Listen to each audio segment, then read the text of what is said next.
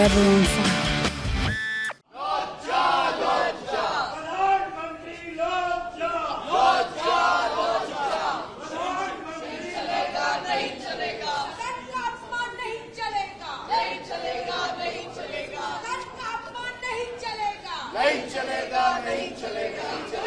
प्रधानमंत्री होश में आओ, होश में आओ, होश में आओ। प्रधानमंत्री होश में आओ, होश में आओ, होश में आओ। झूठे भाषण बंद करो, बंद करो, बंद करो।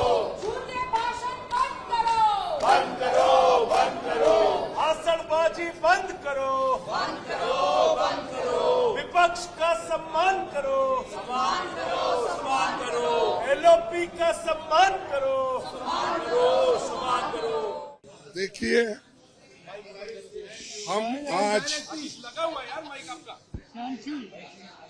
हम सबने इसलिए वॉकआउट किया कि जो प्राइम मिनिस्टर अपना राष्ट्रपति अभिभाषण पर जो भाषण दे रहे थे, उन्होंने कुछ गलत बातें सदन को बताई, गलत झूठ।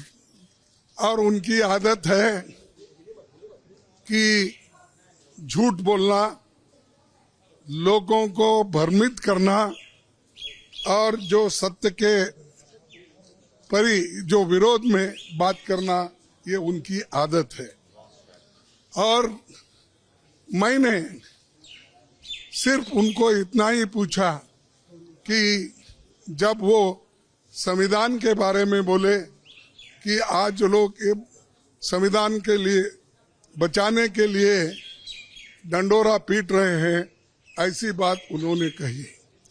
तो हमने ये कहा, देखो संविधान तो आप नहीं बनाए, संविधान के आप विरोधी थे, इसीलिए मैं वो क्लैरिफाई करना चाहता हूं कि कौन संविधान के फॉर थे, कौन संविधान के खिलाफ थे, किसने संविधान बनाया, किसने संविधान के खिलाफ बात किया, वो मैं उनके सामने रखना चाहता था। मैं ये रखना चाहता था कि उन्हीं के पेपर में आरएसएस के जो मुखपत्र है, ऑर्गेनाइजर, 30 नवंबर 1949 में अंक में संपादकीय में लिखा था। ये ऑर्गेनाइजर तो ऑथेंटिक पेपर है उनका, ये उनका ऑफिशियल पेपर है। उसमें ये लिखा गया था, भारत के इस नए संविधान की सबसे बुरी बात यह है कि इसमें भारतीय कुछ भी नहीं है। प्राचीन भारत के अद्भुत संवैधानिक विकास के बारे में इसमें कोई जिक्र ही नहीं है। आज तक मनुस्मृति में दर्ज मनु के कानून दुनिया की प्रशंसा का कारण है। ये किसने कहा? ये ऑर्गेनाइजर ने, आरएसएस ने, जनसंघ के जो लोग थे उस वक्त, उन्होंने कहा। और वे स्वयं स्फूर्ति, आज्ञाकारित और अनुरूपता पैदा करते हैं। हमारे संवैधानिक विशेषज्ञों ने ये बात निरर्थक है। उन्होंने ये कहा कि यहाँ तक जो कॉन्स्टिट्यूंट असेंबली के मेंबर से किए हैं ये गलत है। उन्होंने उस वक्त अपोज करके इस संविधान को उन्होंने नकार दिया था और आज उसकी रक्षा की खुद बात करते हैं और हमारे को बोलते हैं कि हम संविधान विरोधी है। अरे खुद विरोधी है, जन्मता ही विरोधी है, शुरू से विरोधी है। इसको जब इसका जन्म शुरू हुआ उस दिन से इन्होंने बहुत से पुतले जलाए, अंबेडकर के, नेहरू जी के पुतले जलाकर रामलीला मैदान में उन्होंने ये सब काम किया। आज ये बोल रहे हैं कि हम संविधान के विरोधी हैं। संविधान बचाओ हम इसलिए बोल रहे हैं क्योंकि इसमें आरएसएस की मंशा क्या है, जनसंघ की मंशा क्या थी और बीजेपी की आज जो मंशा क्या है ये। और बार बार ये भी कहते हैं कि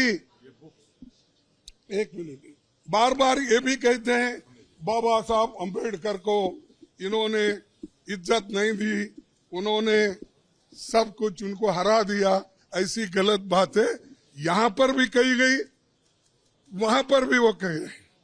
कल हमारे नड्डा साहब ने वहां भी कहा, अब ये भी यहां कहेंगे।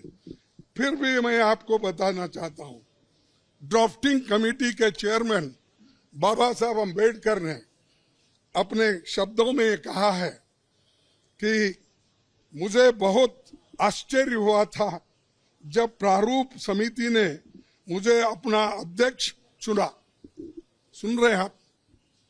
समिति में मुझसे बड़े, मुझसे बेहतर और मुझसे सक्षम लोग थे।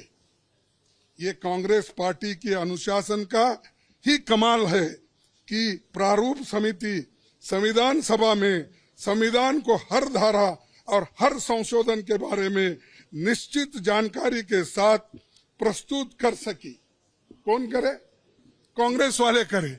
और इसको बाबा साहब अंबेडकर ने कहा, और ये कहते हैं इन्होंने विरोध किया, उन्होंने ये किया, उनका अपमान किया। आगे मैं बताऊंगा। इसलिए संविधान सभा के समक्ष संविधान के प्रारूप के अबाध रूप से प्रस्तुत किए जाने के समस्त श्रेय पर कांग्रेस पार्टी का हक बनता है। ये बात मैं कहने वाला था, और मेरी बात सुन रहे नहीं। मैं मिनटों से हाथ उठा रहा हूं। हमारे सभी पार्टी, इंडिया गठबंधन पार्टी पूरी उठ के डिमांड कर रही थी, मांग रही थी। हम ध्यान खींच रहे थे चेयरमैन साहब, ना हमको वो मौका नहीं मिला। मैं फिर प्रधानमंत्री से खुद रिक्वेस्ट किया, 1 बार 2 बार 3 बार, लेकिन उन्होंने भी उसको नकार दिया। मैं जो झूठ बातें उन्होंने बोली है ये पूरे मेरे पास है। और कैसा ये लोग आज सदन में बोलते हैं, सदन के बाहर बोलते हैं, ये समझे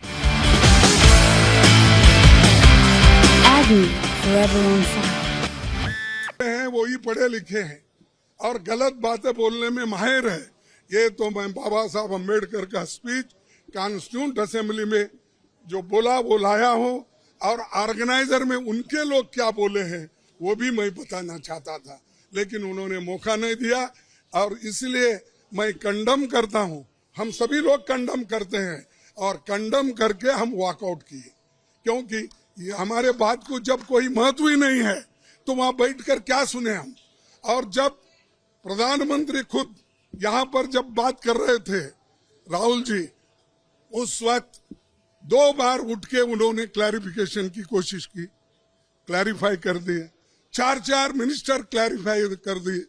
मैं जब बात कर रहा था तो मेरे सदन में मेरे को रोकने टोकने का इतना कोशिश की, इतने लोग बार बार उठे मिनिस्टर्स। तो आज मेरे को 1 मिनट नहीं मिल सकता था इस बात बोलने के लिए। इसीलिए हम वो सभी लोग कंडम करके वॉकआउट किए हैं। बस यही चीज में ಅನುಕ್ಷಣದ ಸುದ್ದಿಗಳಿಗಾಗಿ ವಿಸ್ತಾರ ನ್ಯೂಸ್ ಯೂಟ್ಯೂಬ್ ಚಾನೆಲ್ ಸಬ್ಸ್ಕ್ರೈಬ್ ಮಾಡಿ. ಹೊಸ ಸುದ್ದಿಗಳ ನೋಟಿಫಿಕೇಶನ್ಗಾಗಿ ಬೆಲ್ ಐಕಾನ್ ಕ್ಲಿಕ್ ಮಾಡಿ. ಲೇಟೆಸ್ಟ್ ಅಪ್ಡೇಟ್ಸ್ಗಾಗಿ www.vistaranews.com ವೆಬ್ಸೈಟ್ಗೆ ವಿಸಿಟ್ ಮಾಡಿ. ಅಂಗೈಯಲ್ಲೇ ಜಗತ್ತಿನ ಸುದ್ದಿ ತಿಳಿಯಲು ವಿಸ್ತಾರ ನ್ಯೂಸ್ ಕನ್ನಡ ಆಪ್ ಡೌನ್ಲೋಡ್ ಮಾಡಿ.